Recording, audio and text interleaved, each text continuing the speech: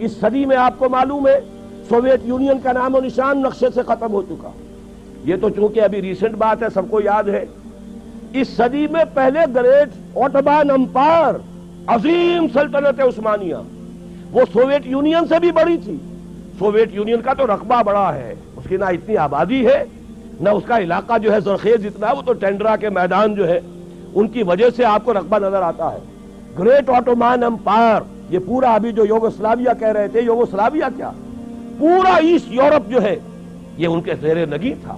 اور پورا شمالی افریقہ، پورا ویسٹ ایشیا، 3 بر اعظموں پر پھیلی ہوئی ایک عظیم مملکت، اور نام و نشان ختم ہو گیا. ترکی نام کا چھوٹا سا ملک رہ گیا.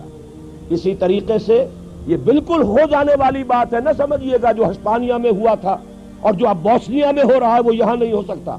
اس لیے کہ بھارت کے ہندو کا یہ ڈکلیئرڈ آبجیکٹو ہے کہ اس زمین کو پاک کرنا ہے. یہ نجس ہے، یہ ملچ ہے مسلمان، اور ان کو یہاں سے ختم کر کے دم لینا ہے. دیو رس کا ابھی ایک سرکولر شائع ہو چکا ہے. تمام ہندو سماجی سیاسی تنظیموں کو اس نے یہ لیٹر بھیجا ہے، سرکولر بھیجا ہے کہ اب وقت آ گیا ہے کہ ہم کمر کس لیں کہ بھارت کی پاک سرزمین کو مسلمانوں کی نجاست سے ہمیں پاک کرنا ہے.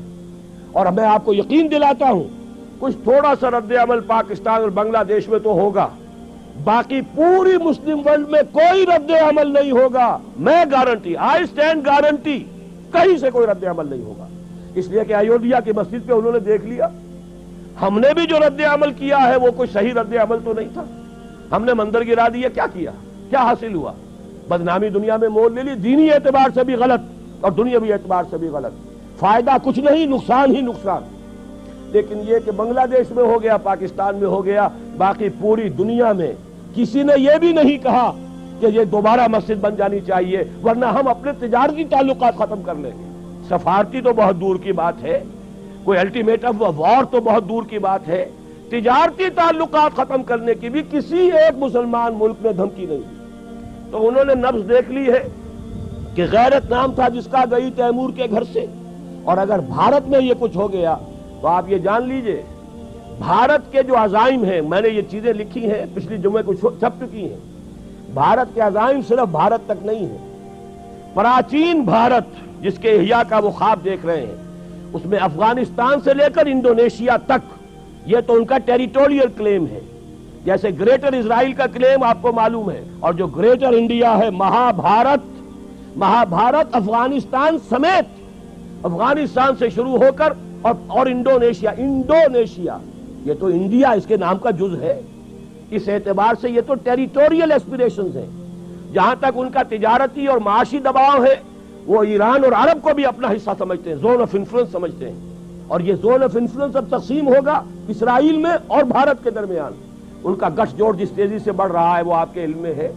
اور جس طریقے سے اسرائیل کا ابھی بیان آ گیا وزیر اعظم کا اسحاق رابین کا کہ یہ جو ہے کشمیر کا جہاد بھی ہو سکتا ہے کامیاب ہو جائے. وقت پر اب اپنی ہمت جو ہے اس کو پورے طریقے سے کمر ہمت کس لو، اور مسلم فنڈامنٹلزم کو ختم کرنے کے لیے ہم سب کو جو ہے we should join hands to finish up with this Muslim fundamentalism. یہ سب کچھ ہو رہا ہے، یہ حالات ہیں. تو میں آپ سے عرض کر دینا چاہتا ہوں ان حالات میں کوئی تبدیلی نہیں آ سکتی. بات صحیح کہی ہے اور یہی میرا موقف بھی رہا ہے. الیکشن یہاں ہوتے رہنے چاہیے، اس سے بھڑاس نکل جاتی ہے. الیکشن سے اسلام یہاں نہیں آ سکتا. یہ میرے اور توکل صاحب کے درمیان اختلاف ہے اور یہ بڑی بات ہے. انہیں معلوم ہے میری رائے کیا ہے. انہوں نے مجھے پھر بھی دعوت دی ہے، میری میزبانی کر رہے ہیں، یہ ان کا حوصلہ ہے. ورنہ یہ کہ میں یقین کے ساتھ کہتا ہوں کہ الیکشن یہاں ہونے چاہیے لیکن الیکشن سے اسلام نہیں آ سکتا.